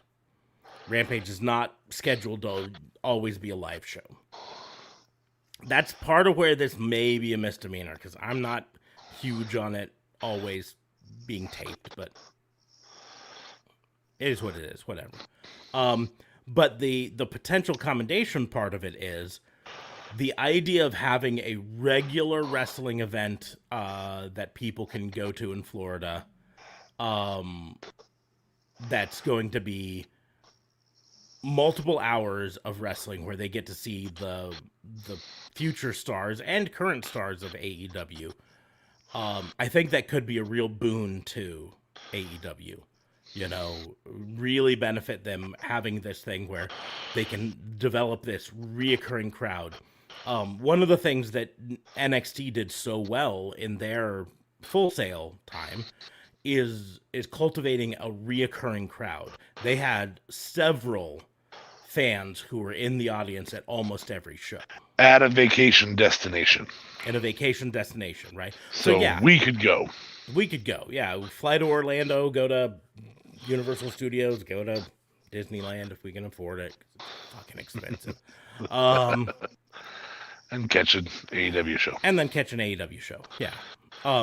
But just this idea of potentially having reoccurring crowds, because reoccurring crowds become hot crowds really fast. Well, and boy, do they tell you exactly what those crowds have the pulse on what people at home are watching. Mm-hmm. And that's my point. Is they tend to be hot. They tend to be very vocal. They tend to let you know whether they like things or don't like things. And that'll help out them developing these. What I wish they would do, And I don't know, maybe it's a good thing they're not doing it. Maybe my hopes on this are misplaced. But I really wish AEW would put together an official, for lack of a better term, power plant or performance center. Yeah. I mean, I know technically they have the Nightmare Factory, which is Cody's, but that's not officially part It's of also in AEW. Georgia. Yeah, it's in Georgia. It's also not officially part of AEW. It's just a regular wrestling school. I would love it if AEW put together in Orlando an official performance center. I like calling it power plant because that's really where the idea came from. Where they can sign wrestlers to a developmental deal and put them on that show down there. And I mean, effectively make their own NXT, but let Dark it be being the NXT. Yeah, Dark being the NXT, but let it be indie-rific. Well, Because- and being so close to the center of, I mean, Impact is in Nashville, which is 12 hours. You've got ROH right there in Florida, I think based in Tampa, if I remember right. Maybe Orlando, but I think it's Tampa. That does open a lot of doors there. I've said for a long time, I think that a minor league would work really, really well. I'd love to see them have two. I'd love to see them have one in Las Vegas. I think Vegas is a great location to do that with because it's a tourist location. And you mentioning it, and now I gotta find it. There was a rumor that came out that Impact Wrestling is going to be moving its tapings from Nashville, and I can't remember where. I truly, truly, truly feel so long as AEW keeps playing nice, I really think you can start getting and I don't want to call it territory ball, but yeah, territory play again with a national flavor, where every single promotion has a web-based television show that is their local put over. I think Minneapolis can support one. I think Ohio or Pennsylvania, that area can support one pretty solidly. We've seen it with OVW. We know that North Carolina can. We know that Charlotte can. And I think that solidly, I truly believe Vegas could pull one off. I don't know that Denver. I think that's where Impact Wrestling is moving their tapings to. Is Vegas? Vegas. I think that's what it's a brilliant move because it is such a tourist destination.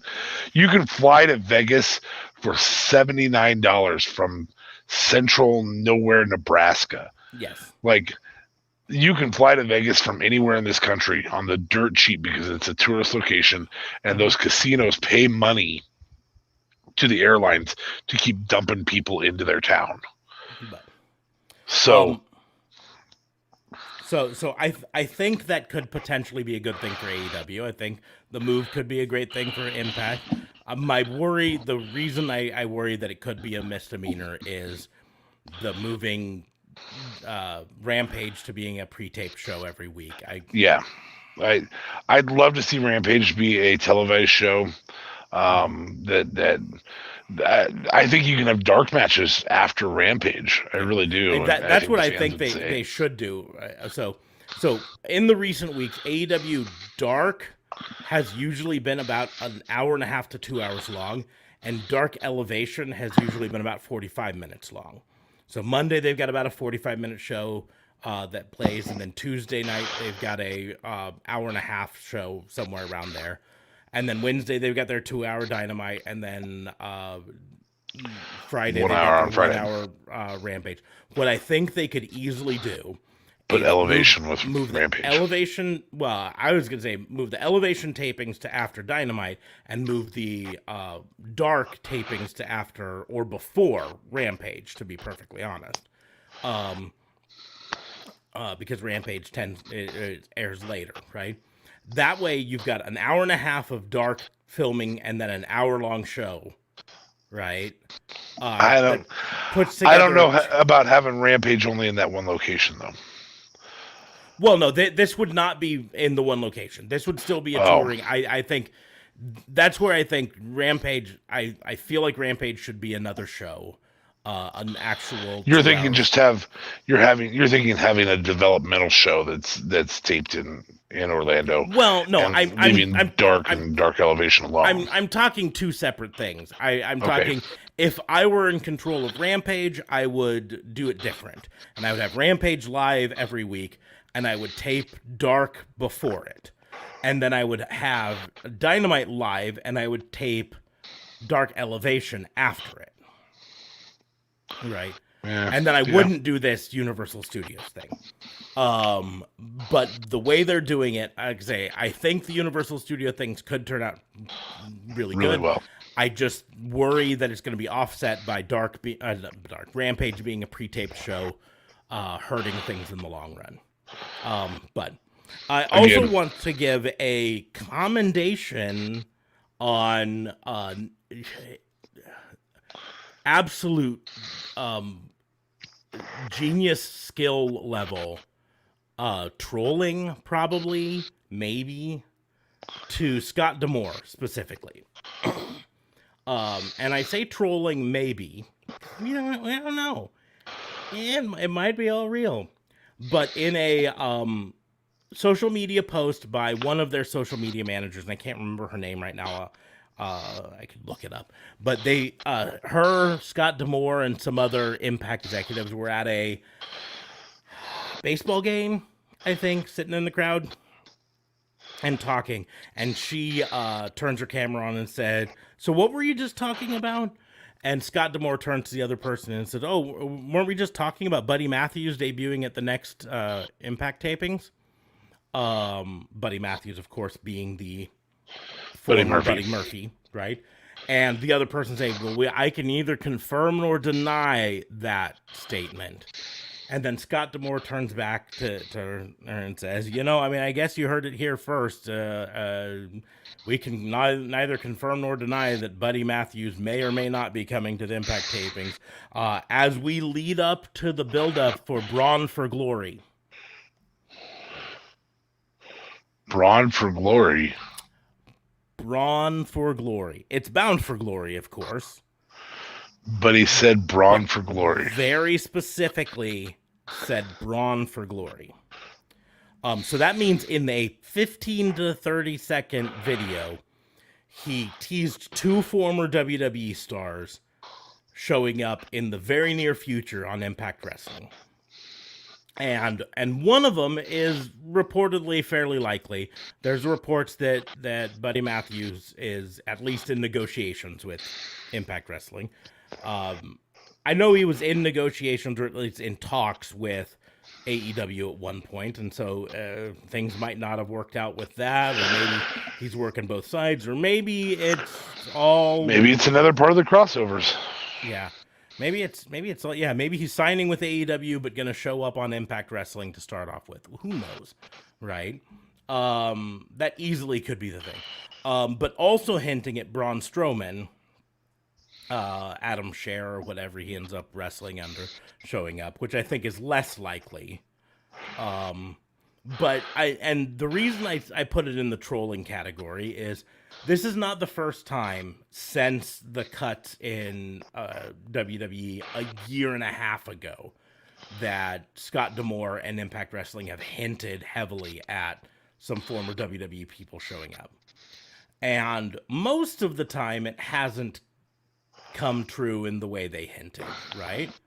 But a few of them have come true, and enough to make people think, well, this happened, so maybe. It is so well done. Scott D'Amore knows 100% what he's doing here. And this is applause. Because that's really, really well done. Because it got people like me talking about it and being like, maybe Braun's going to show up. I still think it's unlikely Braun shows up, but more reports have it more and more likely that Well, and he's not going to require $10,000 a pop because he's not getting $10,000 a pop. So he may have learned, hey, I'm not going to get 10 grand. I'll take 4 grand. So, But let's see who. I'm trying to remember what. So it was on Twitch stream. Try to see if I can find it. Jade Chung is her name.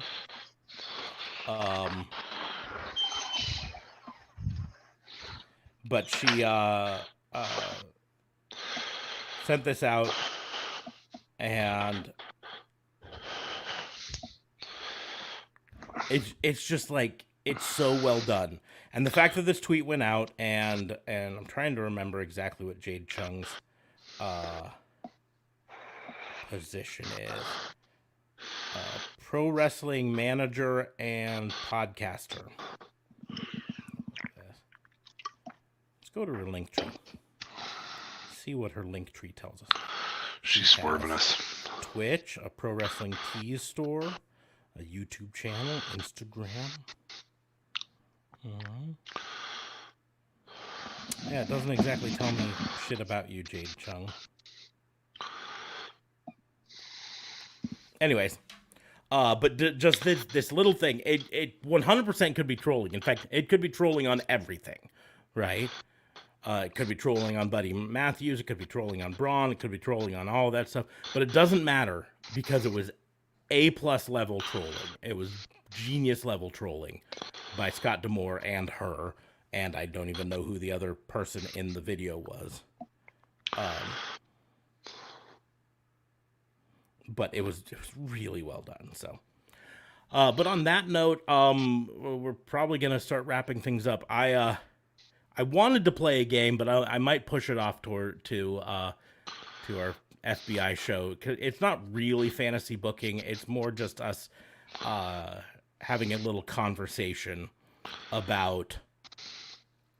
We've seen a fair amount of wrestlers that have left WWE and shown up in AEW or Impact or Ring of Honor or whatever. And we always play the game, Ring of Honor, AEW, or Impact on I think.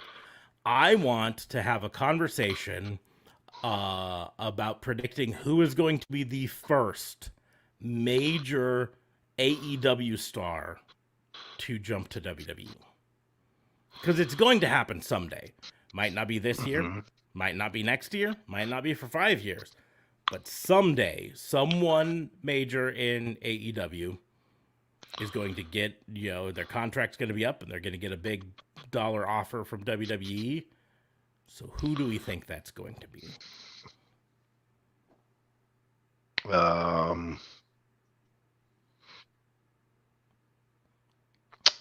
think it's MJF. It's a very good option. Because, here's the deal. Is every single wrestler on the planet grew up dreaming of wrestling for WWE. Or at least on the Western Hemisphere. Let's say that. If you grew up in Japan, you might not have had WWE on your mind. You might have been New Japan. New Japan person. Or all that stuff. Old Japan. But if you grew up in America or Britain or any of those places, you very likely dreamt of becoming a WWE person. And you can go to AEW, and AEW can make all your dreams come true and all of that stuff.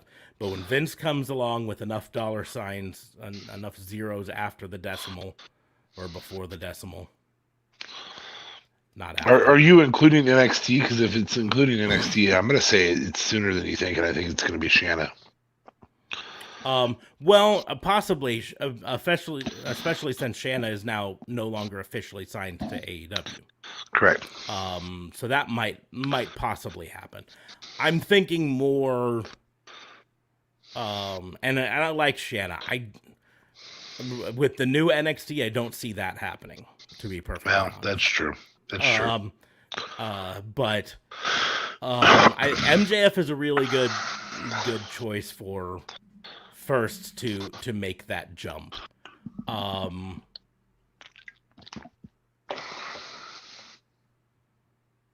I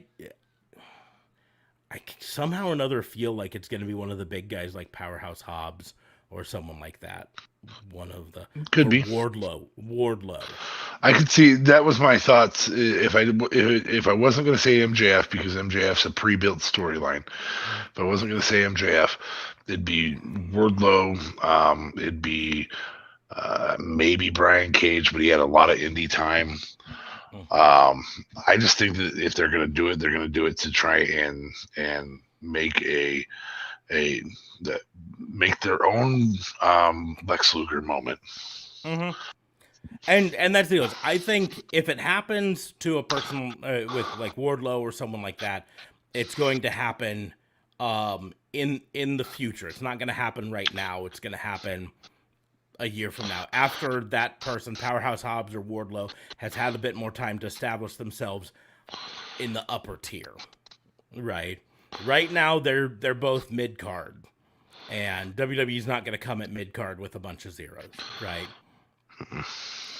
But you get them consistently competing in the main event, and that could be something. So, say Wardlow works his way up, eventually separates from the Pinnacle and works his way up and has a couple title shots, maybe even wins the title for a while.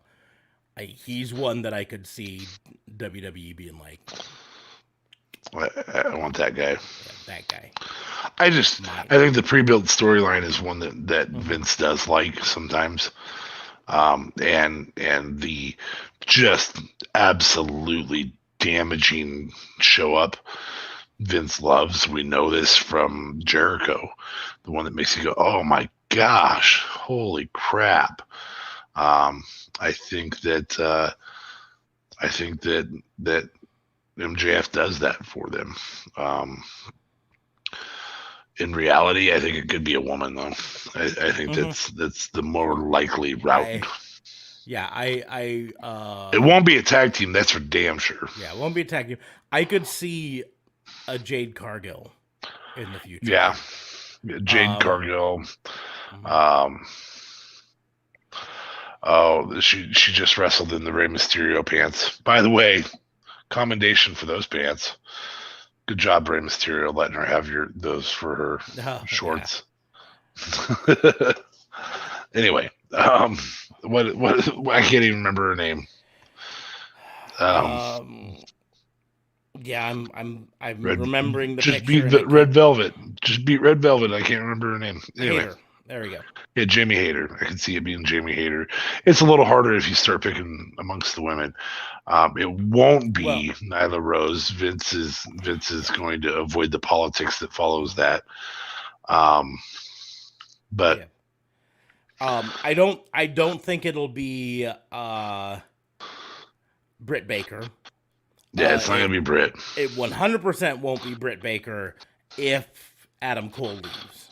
Yes. Yeah, your only hope for that is that Adam Cole is retained. But Jade Cargill's a really good guest there too. She's right up Vince's alley to come in and dominate the women's division. I think Tay Conti sees it as you already missed out on me. Yeah. So I think guys like Tay Conti, Chris Statlander, I don't see them as the type to jump ship when the opportunity had already been there. I could see a Penelope Ford potentially. Especially Maybe. if there's interest from WWE and Kip Sabian. I just don't think there's going to be interest in Kip Sabian in WWE. No.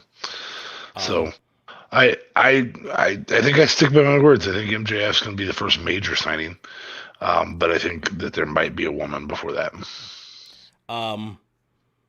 Yeah, that's the. I like I said, this wasn't really fantasy booking. That's why it really didn't belong on the other one. This was more just speculating from a standpoint of it's going to happen eventually. Right? Yeah, I like your Wardlow call. Like I said, with Wardlow, I don't see it being bright. Brian Cage turned it down already.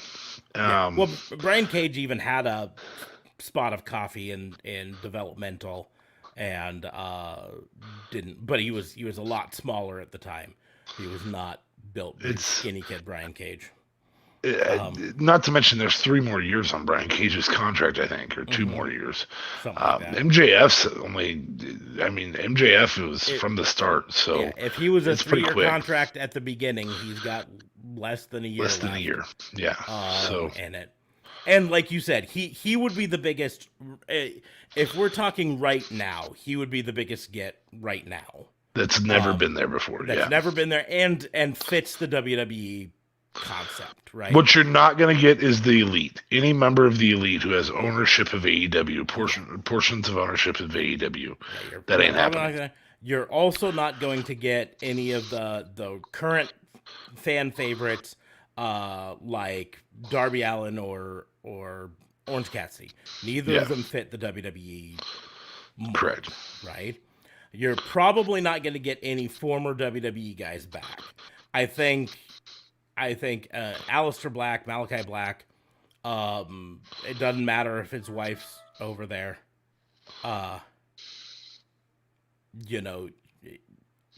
He's basically going to be like, listen, you had your chance with me, you fucked me over, you fired me. I'm done, right? Yeah. And the same thing, like, I could see a Christian Cage going back to WWE, but it's so recent that he showed up, so. But it's so recent, number one. Number two, he actually specifically chose AEW over WWE, right? So, now, yes, AEW offered him more, right? And offered him a better deal just in general. Like, said, we want you to be a regular wrestler, not just Edge's backup. But when Kenny Omega said, "You think you know me," to Christian Cage, I was like,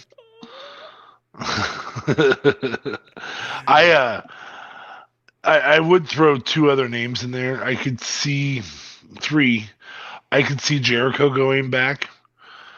I know that Vince does not hold grudges forever. No, though people think that he does not. Especially if there's money signs behind it, and Jericho does get provided money sign. And Big Show and maybe Mark Henry. Less so Mark Henry than Big Show. I could see him. Really, these are for Hall of Fame runs, quick Hall of Fame runs. Yeah. And that's the only reason I can see him doing them. Well, I can put you in the Hall of Fame, but you got to leave AEW. Well, my contract is up in 6 weeks. Okay, the Hall of Fame's 4 months after that contract is up. Fine. Like, I won't resign until after the Hall of Fame stuff. I'll sign with you for a year or whatever, or a Legends contract or something. But yeah, I mean, like, looking through the thing, Griff Garrison, if he got a little bit more jacked and worked his way into the main event, but that's fucking years away. There's so many of them that you're like, that dude's not going. Luchasaurus is not going. I really don't think Brian Cage is going. No, I don't. I mean, and there's enough fits of them the mold, but and considered it, but there's enough of them who had the cup of coffee in the big leagues, like Trent, Sean Spears. Those are people that definitely aren't going back. I just see, I could maybe see Preston Vance 10. Murder Hawk. I could see Murder Hawk doing it. The only thing that holds him back is he did have a cup of coffee in WWE and didn't leave on the best terms from what I heard. So, one of the Lucha Brothers, but not both of them, is potential. You think Ray? And that's where I'm just torn. I've been on record saying that I think Ray is the more talented of the Lucha Brothers. But from a marketing standpoint, Penta sells money, man. Penta's fucking dollar signs, because you get him on your show and you're selling Masked and you're selling Cero Miedo shirts and I don't know. That's when it's tough one way or another. Peter Avalon would have to put on a shit ton of muscle and work his way up to the main event before they'd even think about him.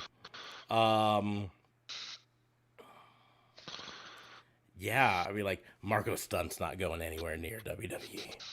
No. Um, Well, he'll be under the ring Jung- as the anonymous general manager. yeah, Jungle Boy. Jungle Boy is money signs, but he's not big enough. He's not big enough, and that's the he would have to put on some mass.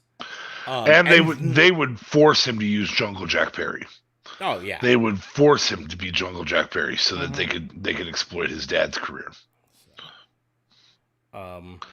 If it's Fuego, he's just going to go to be destroyed, and they're probably going to call him Sin Cara again. I don't think you get Miro back. No, like I say, I think most of the former WWE active wrestlers, I think are gonna say no. But then It would have to be a dollar sign that's just so stupid, and a downside guarantee over the whole contract. Like, no, you got to pay me the whole contract regardless. I could see Big Swole maybe going, especially since her husband Cedric is with the WWE. It's a maybe. A potential.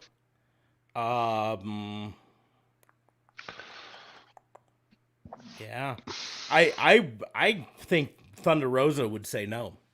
I think she's got no desire to be in WWE. So, maybe. But anyways, we're gonna go ahead and wrap things up because we've talked for a long time about this subject here. So yeah, thank you for joining us on Raw and Order, the wrestling booking unit. Wrestling. I was gonna. It's done there. The Pissant podcast. Yep, right over there. Right over there. Yeah. I did the right direction this time. I'm proud of you. I had to think about it. I was like, okay, I pointed this way with this finger, so I have to point. But yeah, thanks for joining us. If you joined us for the live stream, thanks. If you are watching us later down the road on one of the replays or listening to us on the podcast, thanks for joining us that way. Do us a favor though, whatever way you listened to us or watched us, click that like and share button so that other people find us. That would be great. You could also, even if you prefer to listen to this on the podcast version, the audio only version, head on over to YouTube and subscribe to our YouTube channel there. We do this live stream every Sunday night and Tuesday night.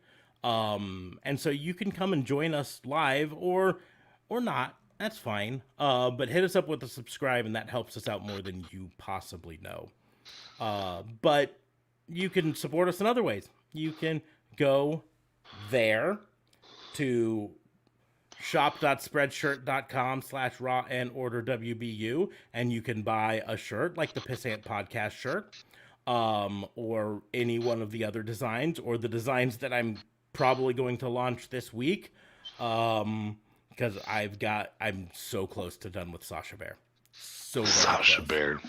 I feel like that jumped in front of other stuff because you were that entertained by the idea of Sasha Bear. It really piqued my creativity, so it did jump. It's a very entertaining shirt. I don't know that I'll own one. I feel it goes well on the women's shirts. Yeah. I feel like it might even have a market to non-wrestling fans who don't even understand what the joke is, but they just see a t-shirt that says Sasha Bear on it. Sasha Bear, and has a female Yogi Bear with blue hair. Blue hair. Yep. Okay, I'll do that. But you can buy a shirt or a t-shirt, a hat, jersey style shirt, like softball jersey shirt. I think I even Pissant Podcast shirt. Pissant Podcast, whatever you want.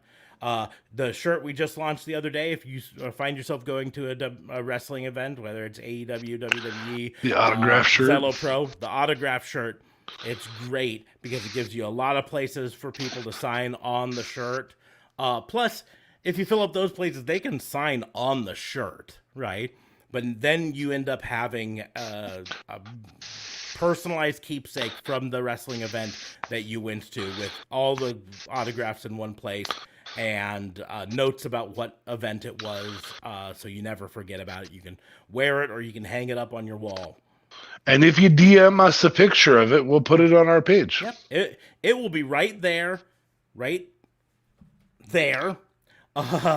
Instead of where it says Pissant Podcast, we'll have a whole picture up there of the shirt that you did at whatever wrestling event you wanted. Yay!